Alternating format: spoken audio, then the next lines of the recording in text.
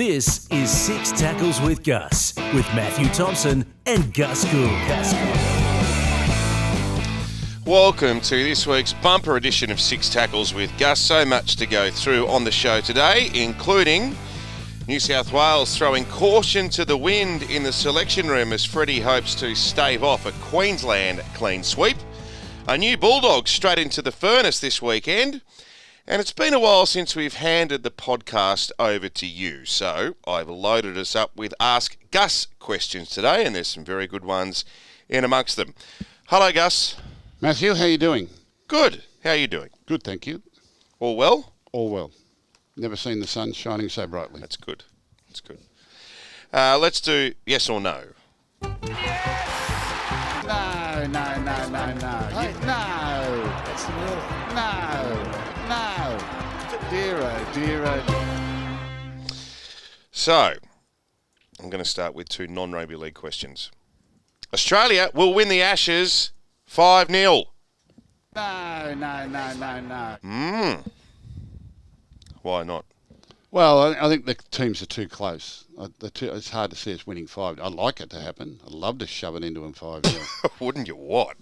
But, what about the carry? No, I think they'll win one England. You can bet your life they will. What about the carry on after the Lords? The cricket was outstanding. It was absolutely outstanding on the weekend. Like you couldn't take your eyes off it. Ben Stokes, wow, what a cricketer. I was very, very apprehensive. It was almost like it was Headingley all over again. You could feel it melting away, couldn't you? And I kept looking at it and kept thinking, he's going to have to score 220 himself. Yeah. He was almost going. That's not going to be easy to do. When he got to 150, I thought, gee whiz, this will go down as the greatest innings of all time if he does it. Now, we know what he did at Headingley, but I kept looking at the numbers. He had a 50 partnership there with a bloke, and he scored 49 of them. Yeah. But it was astonishing. And he had them rocking. They really had to regroup and come up with a plan to get him out. Didn't bowl real well to him at times, I've got to say. Well, we bowled it right into his wheelhouse. Yeah. He's a fine cricketer, but Paddy Cummins and the boys got the job done. Third test, very quick turnaround. 3 days between test matches. And after the Aussies had to bowl their you-know-what's out, it's going to be hard to back up, but we'll see what transpires. And, of course, the Ashes has been a raging success for us here on Wild Water Sports, and you'll be able to catch it all from 7:30 tomorrow night, Thursday night. Australia and England, and then you've got the West Tigers versus the Sharkies. Can't wait. Two great rivalries. Novak Djokovic is the greatest tennis player ever, Gus. Yes. His record says that. His record says that. I don't think people like to admit it. I don't know. He's just not as popular as the other ones. He hasn't got that sort of charisma. But he's a hell of a player. And you can't deny his record while the other two were around. He didn't do it decades later. That's right. He did it while they were around.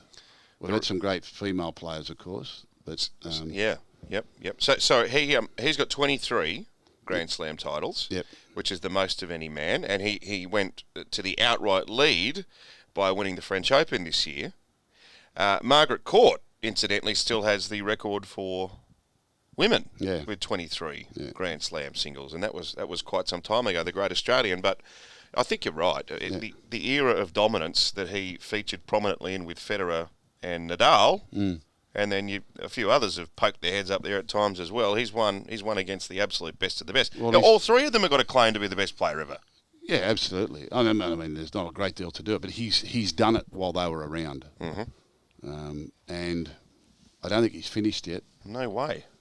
It could be an extraordinary number by the time it's over. So if you ask this question in another 3 or 4 years, the answer will be really easy, won't it? I think he'll keep winning them. He's won 10 Australian Opens. Yeah. Wimbledon here on Nine's Wide World of Sports. Another one up against the West Tigers and the Sharkies. David Fafita will be a Raider next year. No. So is this all fair income that Justin Holbrook's gone and him and Tino are now free agents?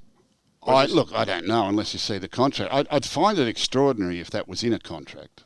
We've talked about this many, many times as to whether or not a club would sign a contract where a player was tied to a particular coach. They're all saying it, so it obviously exists. I actually haven't heard the player or the players' managers come out and say, yes, this is right, or that they intend to act upon it. Obviously, they've got Des Hasler going there, and they've lost Justin Holbrook. They were probably close to Justin. If, in fact, these clauses exist. You never seen a clause like that? I've never dealt with one, no. No, I've never dealt with one. Nor would I. Like if a player came to me and said, I'll only play for you if Tom coaches them, I'd say, well, no, you can't have that. You know, but then you get to the point, well, if he comes back years later and says, I don't want to play anymore because Tom's not coaching here, as Ben Hunter's done down at the Dragons, what do? Do you keep a player that doesn't want to be with you? I mean, what do you do there? It's a lot of money to spend on someone that doesn't want to be with you. Has anyone spoken to Tino and Fafita to say, are you happy at the Gold Coast? Are you looking to move? Fafita only just re-signed with them. Well, maybe because he thought Justin Holbrook was going to be the coach and he was happy with the way things are going. But it would be staggering to think he could leave months after signing again because the coach has changed. Yeah, those clauses may exist. Whether they're going to act upon them or not, I don't know. So Ricky's offered him $1 million a year, I think, isn't he? $4 million over 4 years to go to Canberra. That's probably scuttlebutt. I don't know. Is it? Yeah. You can't offer money to a player that's under contract. But if he's a free agent, can they field offers? Well, has it been made official he's a free agent? Is he enacted the clause that he wants to go on the market? Yeah. Well, I think Ricky's quoted as saying he's actually been quoted saying that he has because they were obviously interested in Fafita before he re-signed. So Ricky's actually come out and said yes, there is an offer back on the table for him. Well, I don't know. Technically, I don't know how that works. And technically, he's contracted, therefore you can't be making him offers until November 1 of the final year of his contract. And until such times as I think a player has actioned the clause and actively announces he's going out to market, then I don't know that. It's a technicality. You'd have to run that by the NRL, I suppose. I didn't last that long in contract law at university, and it was a long time ago. Yeah, well, I don't know that. I know. Doesn't mean that much. Offer, acceptance, consideration. I know that part of it. Yep. I got that part. I think that was page 1 of the textbook. Can you turn my earphones up, please? On the subject of Canberra, the Raiders are a premiership threat. No. I don't think they're a premiership threat. They're going well. It's a funny competition, isn't it? So you know they lost 4 of their first 5, and now they're equal second. Yeah, I do. It's a hell of a run. Yeah, they're not looking like a premiership winning team to me at all. They're playing well. They're winning the games that count, and they're getting the job done, I guess. It's a funny competition. I said to you at the start of this year that the premiership winner could well be hidden. I could just see a strange result coming up this year. If it wasn't Panthers. Panthers are clearly the favourites. But if it wasn't Panthers, if the run was coming to an end, which it doesn't look like it's going to, then it's well hidden. You know, Sharks, Storm, Rabbitohs, Eels, Roosters have fallen off the cliff. But not Raider. I don't see Raider. The one I'm liking at the moment is Cowboy. I like the Cowboy. Do you think the Cowboys can win the comp? I've said it weeks ago. I said it when they were running 16th. Did you? I didn't. Where have you been? On another planet? I'm being flippant. Oh, right. It's your ringtone now. That's it. Cowboys can win the comp. Cowboys can win the comp. Yeah. So, but Raider can't. I don't 10 wins this year? Yeah, I know. I don't think so, but I'm saying the premiership winner might be well hidden. I think that the Panthers made a real statement down in Melbourne on Friday night. That was... I said in the week leading up to the game, they'll beat Melbourne by a lot. I just don't see Melbourne as in this competition. They'll beat Melbourne by a lot. And then I got down there and they're down 14-0 after 15 minutes. And I'm thinking, well, crikey. And they hadn't fired a shot. Yeah, but then once they got on the front foot, it was extraordinary. They won the rest of the game 36-2 or 34-2 or something or other. Belted them. Too many teams that do that to Melbourne down in Melbourne when Melbourne are going good, when they had their players in. Melbourne have got Pappenhausen maybe to come back. There's some optimism that he'll play again this year, but I don't see them winning the competition. I don't see Raider winning the competition. Terrific game of football on the weekend, Manly and Roosters. Geez, I love that game. A great game. I really enjoyed that game. It was a beauty. But the loser of that game was probably going to make it too tough. It's really hard for the Roosters now, isn't it? Really hard. With respect to on our mates at Bluebet here, since Gus has been exalting the virtues of the North Queensland Cowboys, they were out the gate, and now they're back into sixth favourites to win the comp at $13 equal with Cronulla. Yeah, someone took 200 to 1. Do they? I don't know who. Well, it can't be you. No, it's not me. No. I can't be. Yeah. Wasn't you? 200 to 1. Jeez, I wish I would have seen that. I don't even know what price they were. What price were they? Well, they were. They were running 16th. Oh, that'd have been $51, wouldn't they? Well, we were running 15th, and we were 500 to 1. Yeah. Last question. There's no such thing as a dead rubber in Origin. Well, not to these New South Wales blokes, it's not a dead rubber, is it? Particularly Bradman Best and Keon Kaloa-Matangi, who are going to make their debuts for New South Wales and for Queensland, of course. Corey Horsburgh's in to wear the Queensland jumper for the first time. Yeah, I explained this on 100% footy the other night, and this term dead rubber gets thrown out a lot every time the series is 2-0 in favour of one team. It's a dead rubber. It doesn't mean anything. And maybe the first time you go through it, you figure, oh, well, it's just another game, it doesn't really mean anything. Even if we win, what's it mean? Until you realise it's not a dead rubber when you lose it or win it. When the game is over, you then realise it's not a dead rubber. It means something.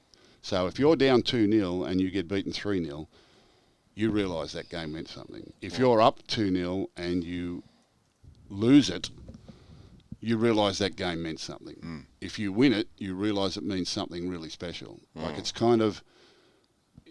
when the result's over, it dawns on you that maybe you should have taken it more seriously, or maybe, you needed to go the extra mile there.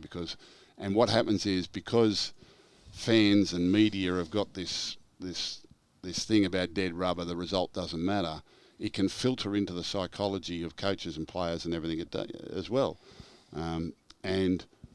But it does matter. It does matter. I'm sure it matters to Brad Fittler, because there's conjecture around his future as the coach. I'm sure it matters to James Tedesco.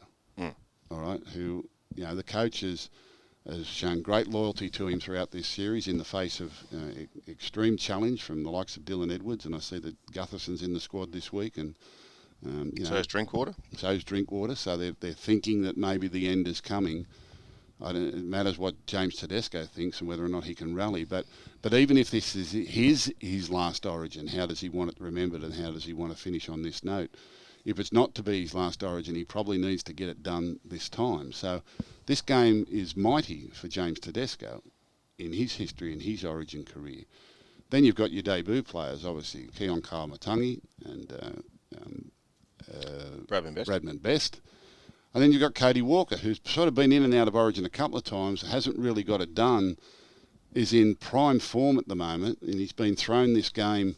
The series is decided. He can't win the series for New South Wales, but he can make a statement to say that maybe if you picked me before, we could have won it, I feel real sorry for Jerome Luai. I think he's been one of our best in both games, and I think he was extraordinary on Friday night for the Melbourne Storm. I'm kind of surprised that now's the time to make that change. But I do know that Brad Fittler really was a toss of the coin before game one as to whether to go to Cody Walker or Jerome Luai. And it was probably the fact that Nathan Cleary played in game one that had Jerome Luai got the nod. I understand game two that Walker would have played if not for that leg injury.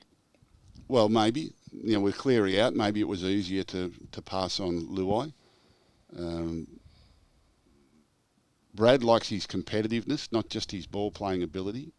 The fact that he takes everything personally, and he's got that aggressive streak in him. So, at 33, I mean, you spoke last week in detail about halves and maturity and age and stuff. He's totally in command of his game now at 33. I actually interviewed him for the radio yesterday, and sometimes you speak to someone and you just get a sense that they're absolutely ready And I would not be surprised to see him go out and light this game up next Wednesday.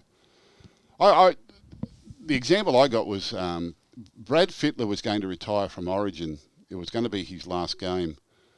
And remember, they brought Alfie back from Queensland, and it ended up being a disaster. But Brad talks about being extremely nervous going into that game, extremely concerned and anxious, and all the hype around, and it overwhelmed New South Wales, and New South Wales. It was a terrible night for him.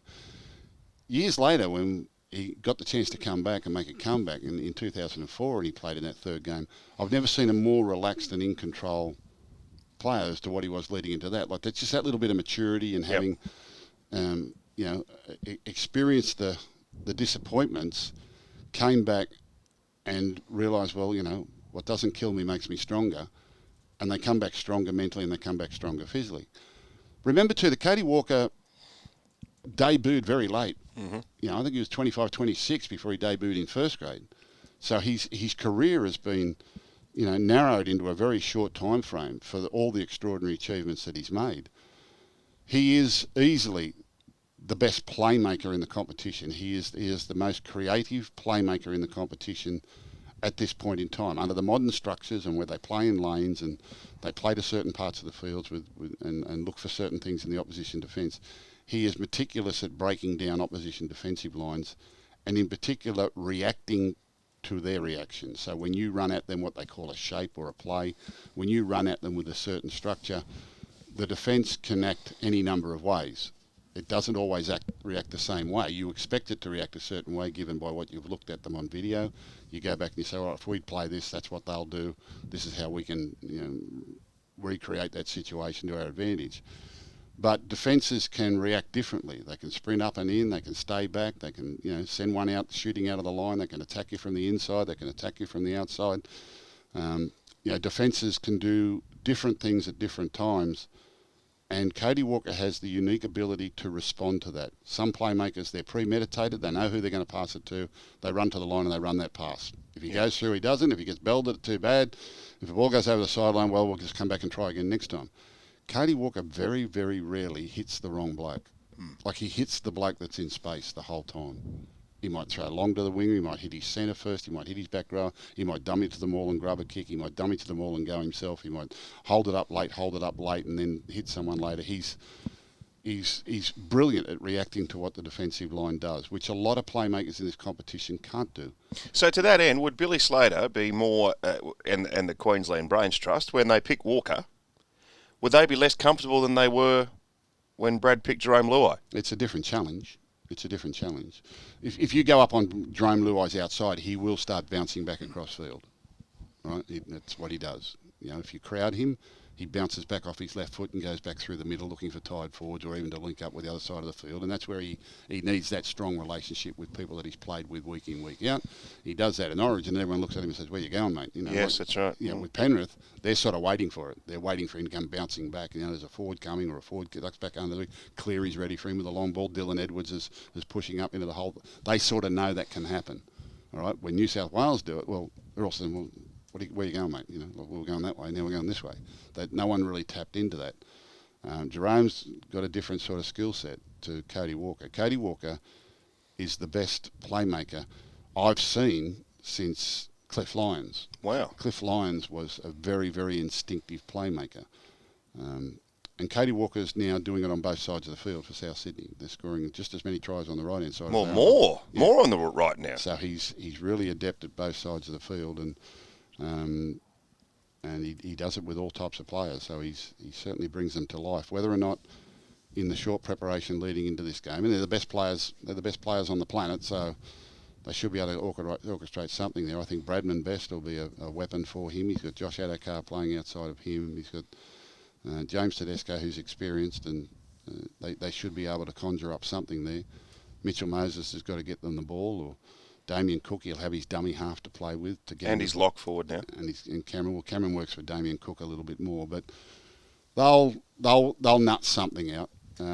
Queensland will be up for the challenge. I'd imagine they'll rush Cody. I don't think they'll give Cody any time at all. Queensland, I don't think they're going to sit back and allow him time to think or time to play. Once you do that, he tends to taunt you and tease you, and he ends up on top. you can't let him dictate.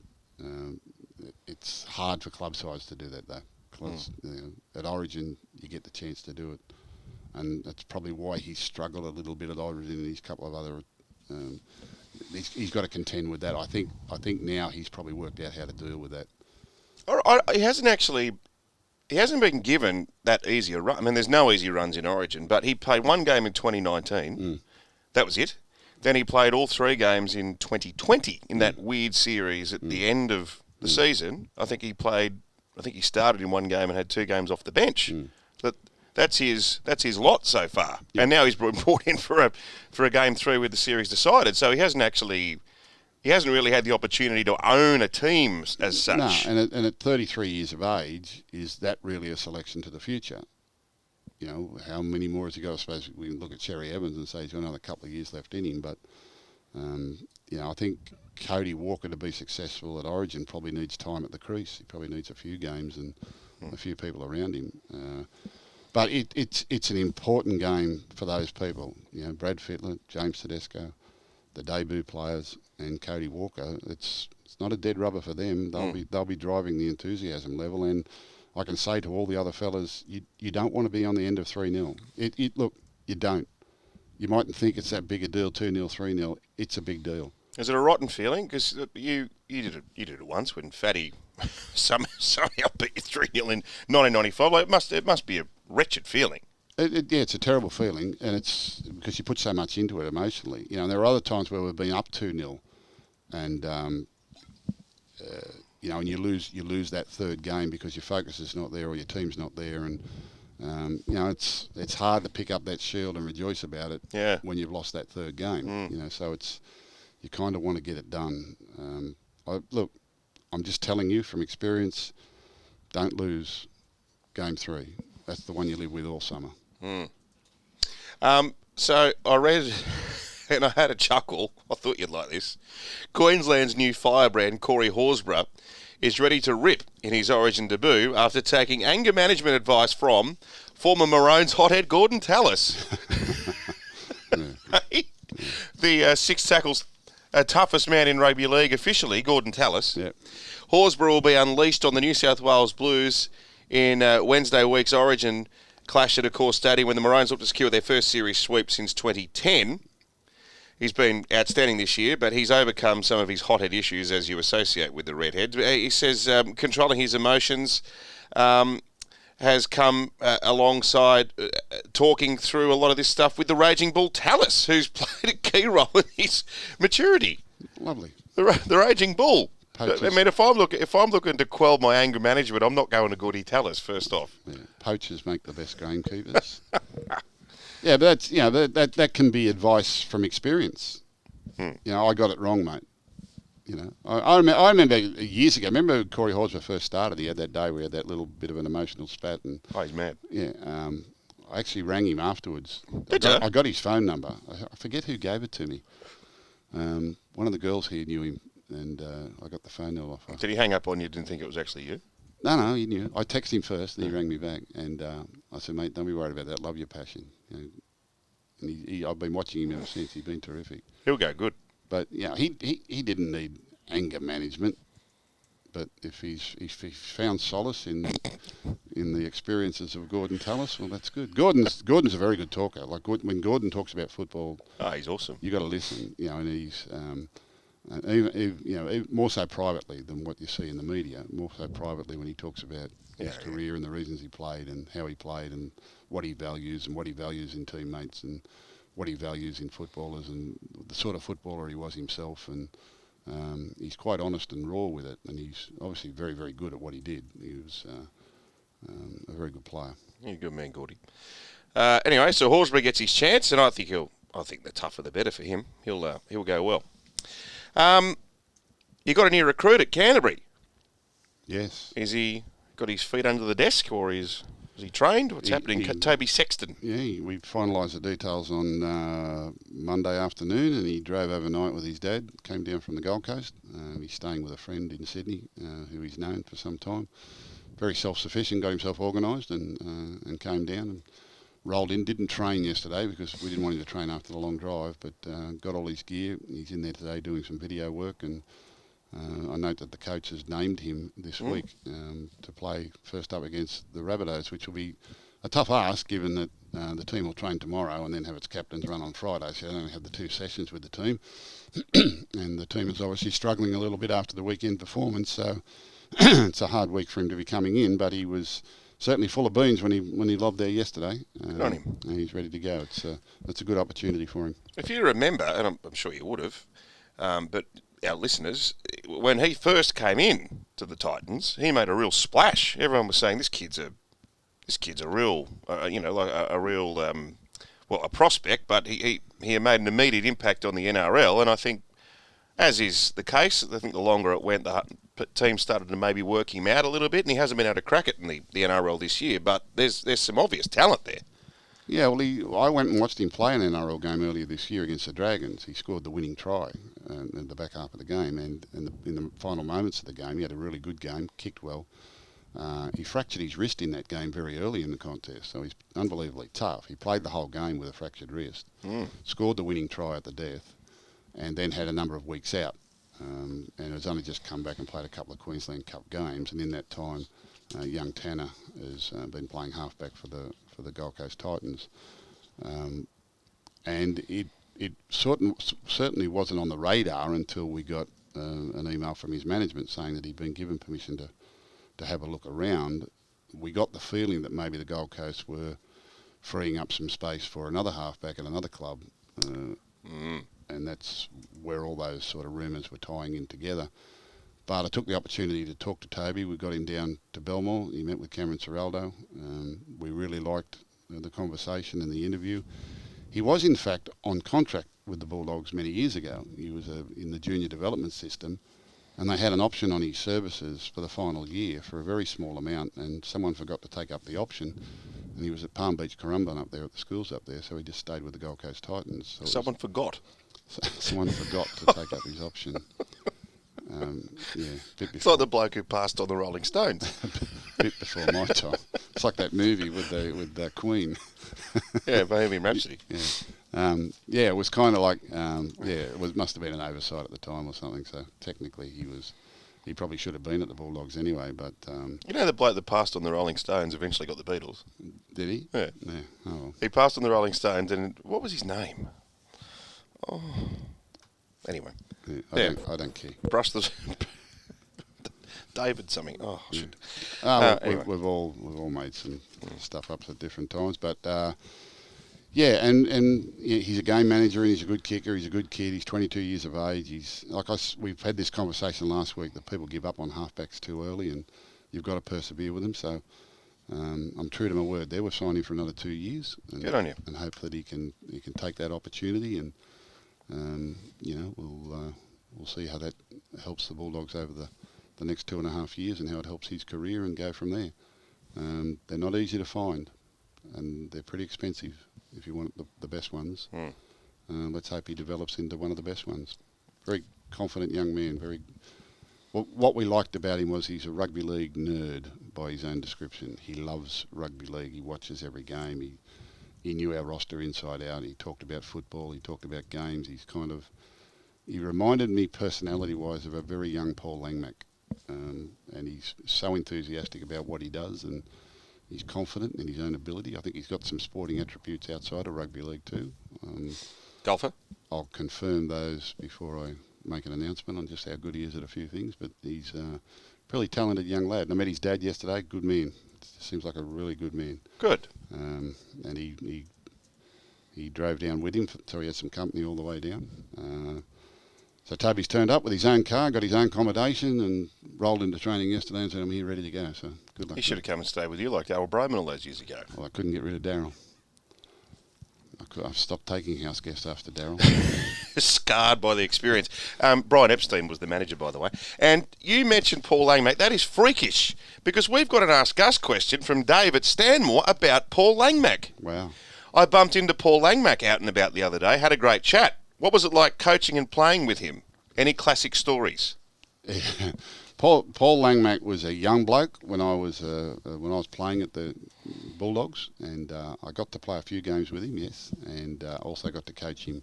We won the Premiership in 1988. He was, in those days, seen as the next lock forward to play for Australia after Wayne Pearce. He was probably the heir apparent at that time.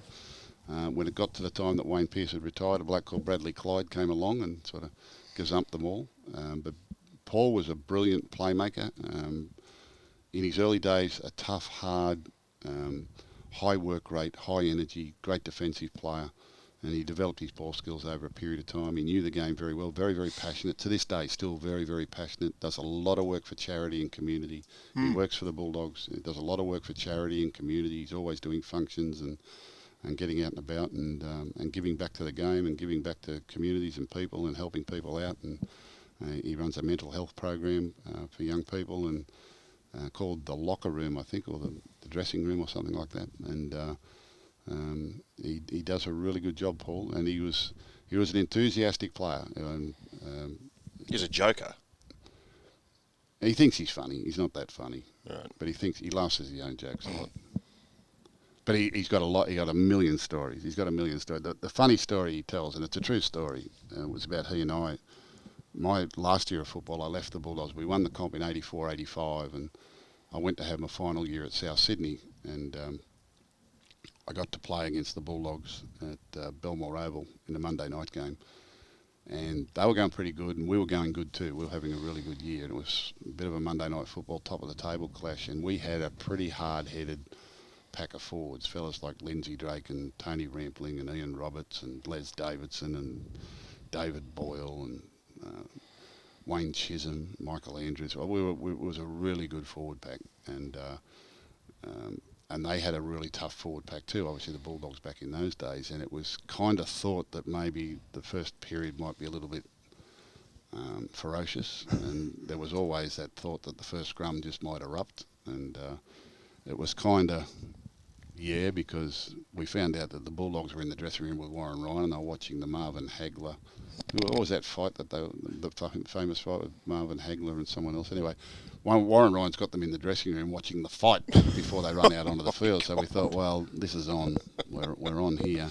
So I guess to the first scrum, and I pack into the second row, and Paul Langmack's playing lock for the Bulldogs. And Paul's still a young bloke, and I'm a more senior member of the South Sydney side. So it sort of erupts, and it's the one where Billy Johnson's got Mario's jersey off, and they're all into it, and there's punches flailing everywhere. And I've come from the second row of the scrum, and I've gone through the middle of the scrum, and I've crash tackled Paul Langmack, and I've got him down the ground, and I've got my elbow on his throat.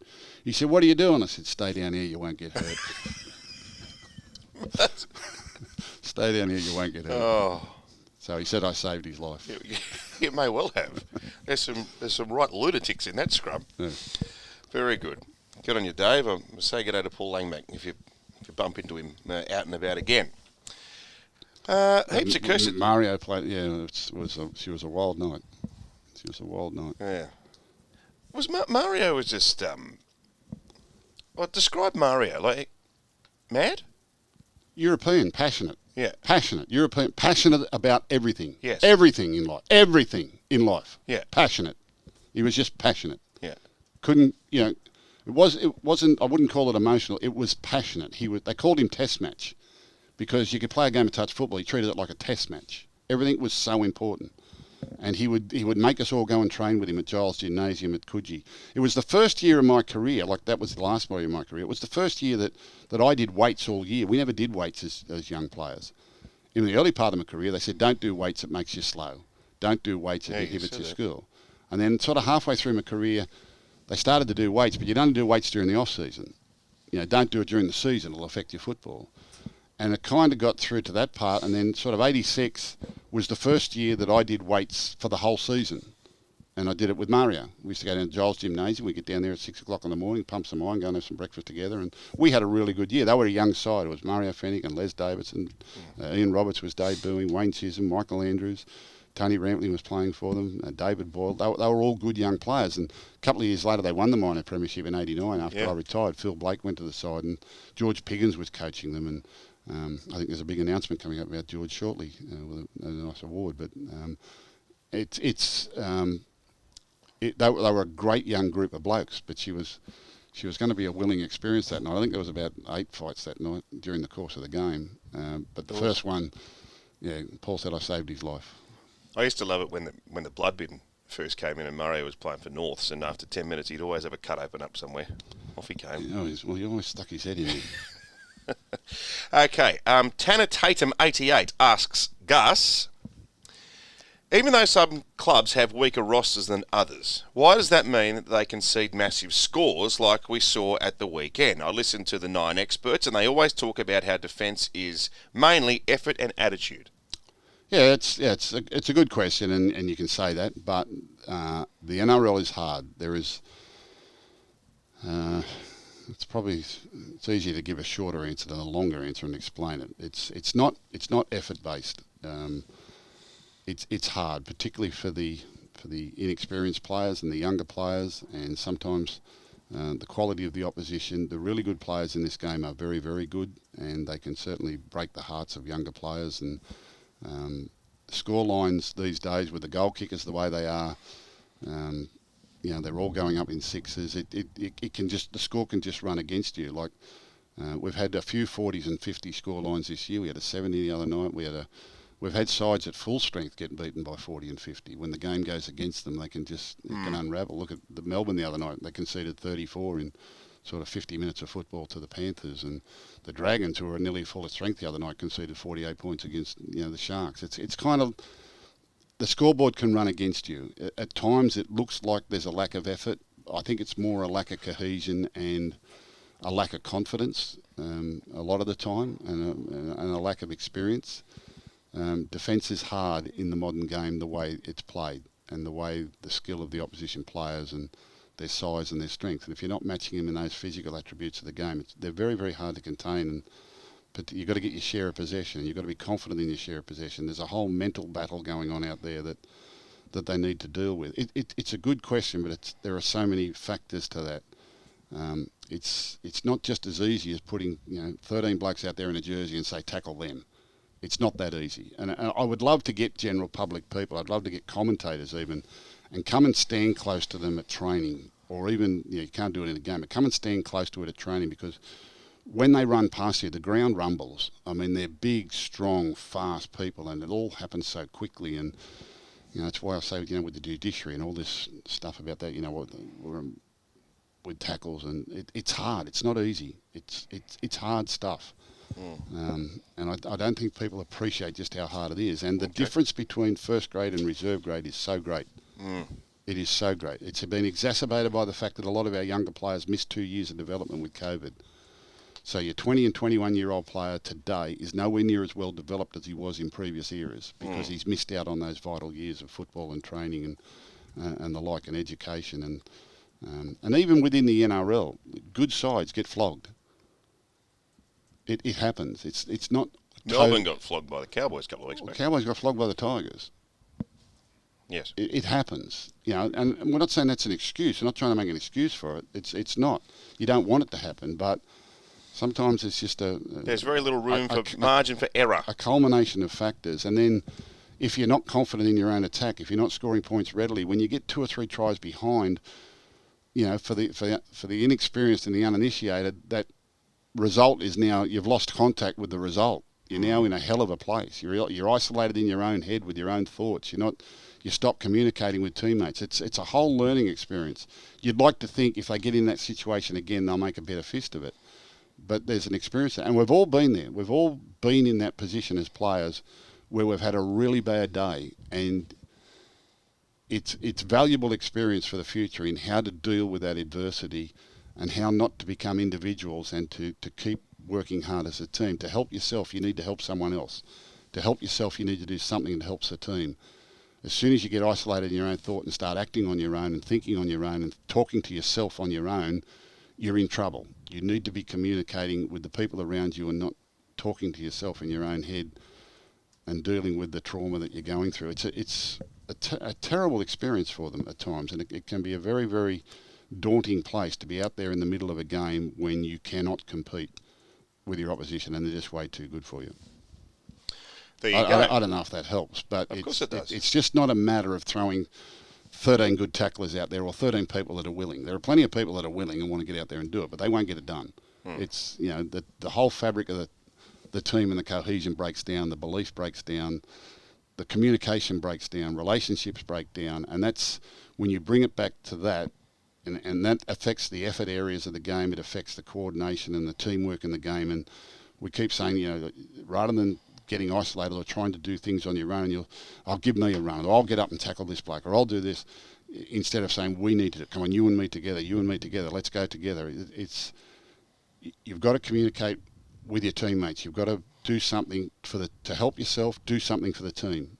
To help yourself, do something for a teammate. And that helps you do your job better.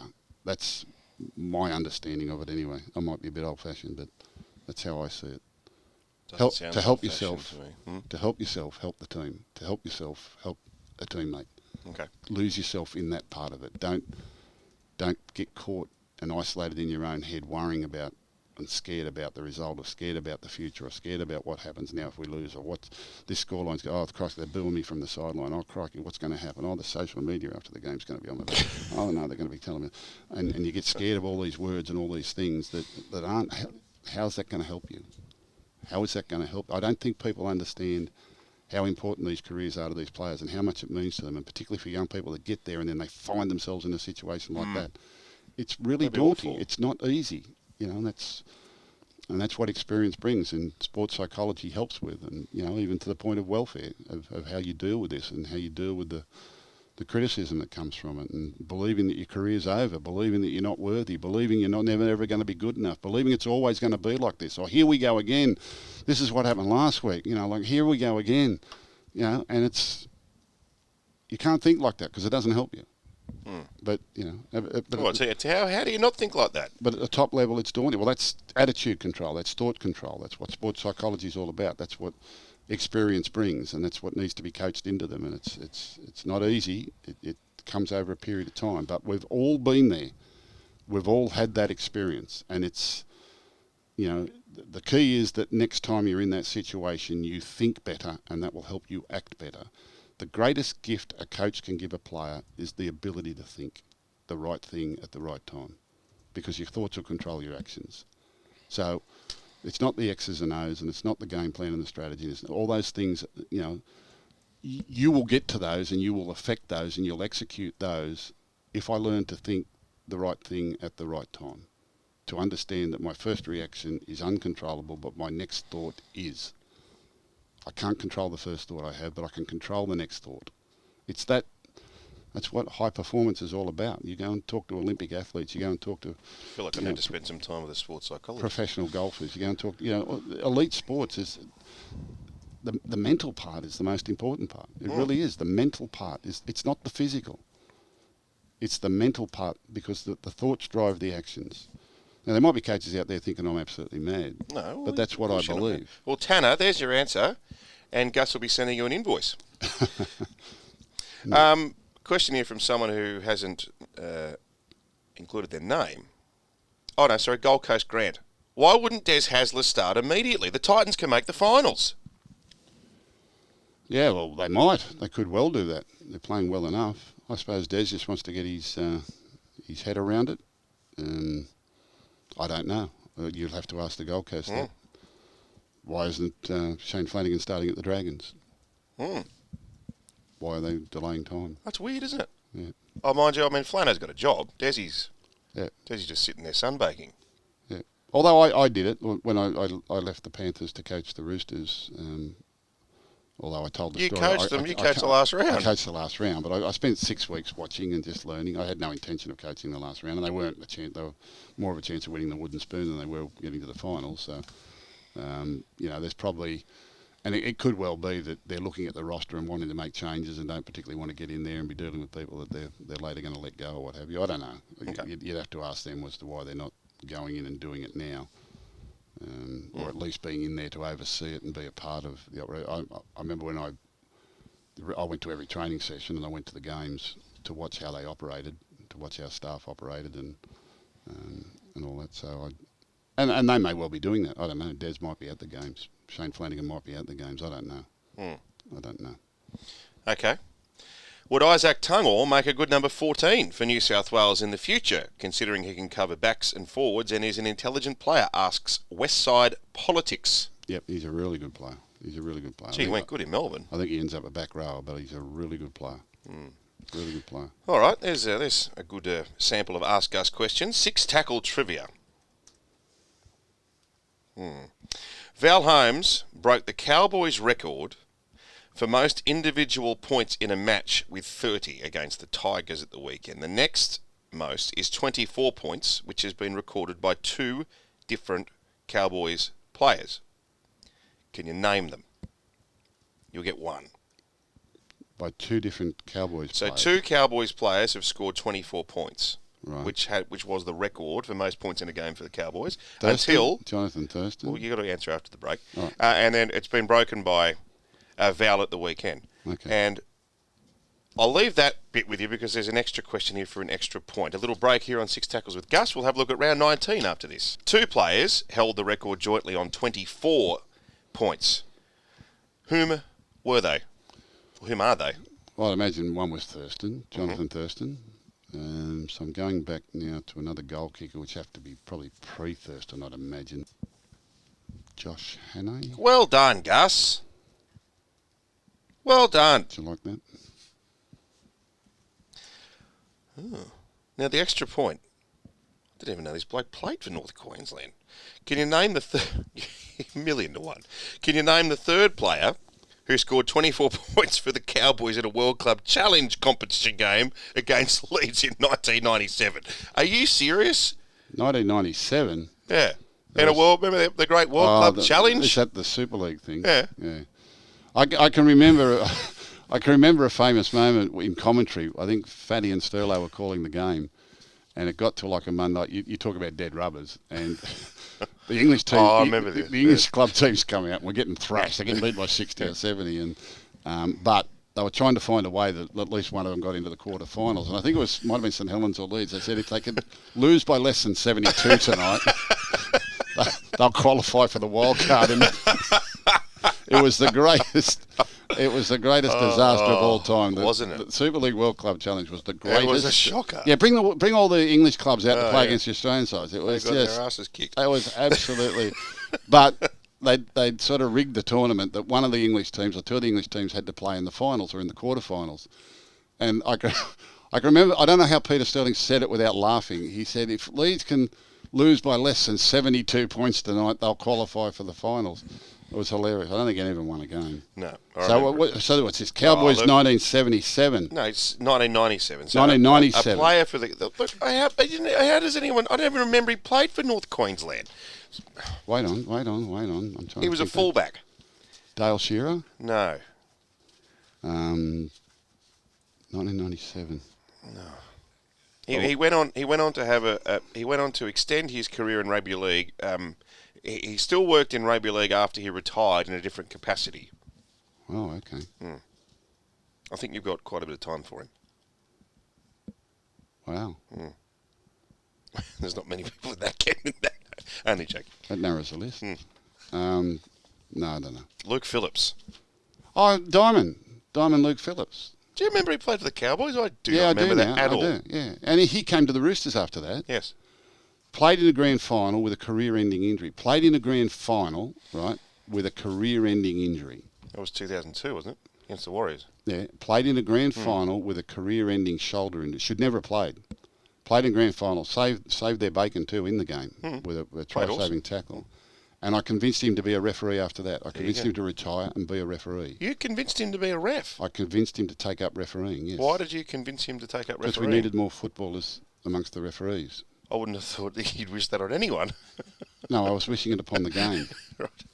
That we had more footballers that become referees. I would never have guessed you convinced him to be a ref. How about that? I convinced him to be a And referee. he did a pretty good job, Luke Phillips. Yeah, convinced him to be a referee. He got very frustrated because they didn't know what obstruction was. I still don't. Who else did you convince to be a ref? No, he might have been The only one who you inflicted with that. Yeah. But You had a career as a touch judge. one game. I was outstanding too. You were very good. Yeah. What did you do? What did you do? You came running on for what? There was a bit There was a bit of argy-bargy out there. And I'd coached there was South versus St George, Charity Shield, and I'd coached most of those blokes, So there was a bit of a rumble out there, and I thought, beauty, so I went running on with the flag. I said, you beauty, I can run on the field. And, of course, the touch judge has got to come on and give a report and send people to the sin bin and tell them who started the fight and do all that sort of thing. So I've gone out there and I'm saying, I'm talking to the player, how you going, mate, how you going? Yeah, good to see you. Everything all right here? Yeah, it's a good job. So then they get to the official part, and the referee was very serious. He turned around to one touch judge and he said, Tom raised his hand to him and he bushed him and he turned around to me and he said, what did you see? I said, nothing, just come out here to protect you. It was gold. I didn't see anything. I know nothing. That's right. You're mic'd up and you're running on going, hey-ya! How good's this? I know nothing. Round 19. An abbreviated round because of Origin 3. Our preview thanks to Bluebet. What are you really gambling with? For free and confidential support, visit gamblinghelponline.org.au. The odds are correct as of midday, Wednesday. West Tigers, $9. Cronulla, $1.06. Now, David Nofaluma and Brent Naden have been left out of the Tigers team. There's no Finucane for Cronulla, and Hamlin Uele is out as well, but Toby Rudolph's into the front row. This one's at Combank Stadium tomorrow night. And Nico Hines is playing. Nico's in. Yeah, Sharks probably got too many points for them. I think Tigers will obviously improve on what they did last week, but and you would hope so. It was terrible for them, although Cowboys were extremely good. But Shark too good there. All right, Friday night footy from Wynn Stadium, Wollongong. Dragons, $3.60 against the Raiders, $1.29. Now, Tyrell Sloan's not available, so Paul Turner is going to make his debut in first grade for the Dragons at fullback, and I've always thought he could play a bit, Paul Turner. He can certainly run the ball. He was with the Warriors early on, then went and had a stint at the Gold Coast Titans, and he's ended up at the Dragons. And I think Ben Hunter's out, obviously. He's in Origin. Sullivan's half. Sullivan and Amone, the young pair, resume their relationship in the halves. And Blake Laurie's captain. Blake Laurie's captain. Yep. Well, Dragons would have to improve, wouldn't they? There used to be a hoodoo here. One of them had a hoodoo over the other. I think it was Dragons used to beat Raiders all the time. There was a hoodoo between these two teams. Actually a hoodoo? There was a hoodoo, yeah. It went on for a while. I think against the odds as underdogs, they kept winning and winning and winning. I can't remember which way it was now. I'm getting too old, but it'd be hard to see the upset here. I think the Raider. Game of the round here, 5:30 Saturday. Parramatta, $2.30 outsiders against pretty much a full-strength Warriors team. Now for Para, no Gutho, no Brown, no Moses. No Campbell-Gillard. Is that it? That's enough. And I think Sean Lane's back actually on the bench, so they do get one back, but they are missing. Well, they're missing the crux of their team, aren't they? The fullback, the 5'8", and the halfback. Yep. Junior Polo left out of Origin, so he'll be there, but they are vastly under strength. Leaves a big hole, particularly for a one-off game like this. I was a little disappointed in the Warrior. Well, not so much disappointed in the Warrior. I thought Souths were really good last week to go over there and win the way they did in those conditions against the Warriors. And Souths were under strength too. So they did a really good job, and I think the Warriors should be able to bounce back and win this one against a very under strength Eel. Okay. South Sydney versus the Doggies. Canterbury be better this week, Gus? Well, we're hoping so. A lot out for Souths as well. $1.50, $2.60 that game. And then another tight one, which I reckon is going to be really interesting. Sunday footy up on the Gold Coast. The Titans are $1.70 favourites against the Dolphins at $2.15. Now, Titans edged out by Canberra last week, and the Dolphins were put in a most respectable effort against the Broncos. However, their Origin players are unavailable too. Well, there's no Fafita and no Tino or Brimson for the Titans. So that both teams have key players missing here. Yep. This was the game where the Titans gave up the record start back in round 8. I think Dolphins have had a couple of wobbly weeks, where things didn't go too well, and they showed glimpses of getting back towards their best last week. And with those sort of players out of the Titans side, it makes it very, very hard for them. Although I like some of the replacements that have come in. I like the Titans as a team. I'm going to back them just to have a few too many points in them in this one. It might be a high-scoring affair, though. Titans to win. So I'm going to go Shark, Raider, Warrior, come on Bulldogs, and Dolphin. Oh, no, Titan. If it was going to be an upset. Titan. If it was going to be an upset, Dolphin. No hope Dragon. Uh, They'd need to be better, wouldn't they? they would have to be a lot better. That is 6 Tackles with Gus for this week. Thank you, Gus. I think we're calling together Thursday and Friday this Too week. much psychoanalysis today. No, it's good. Very good. Need to make a booking with your psychologist. Diamond Luke Phillips played for the Cowboys. He scored 24 points. Oh, don't remember that at all. He was a good player. He was a good player. We're back. In fact, we won't be back next week because it's Origin 3. We might do something after Origin 3 to wrap it all up, eh? Okay. Talk to you then. What are you really gambling with? For free and confidential support, call the number on the screen or visit the website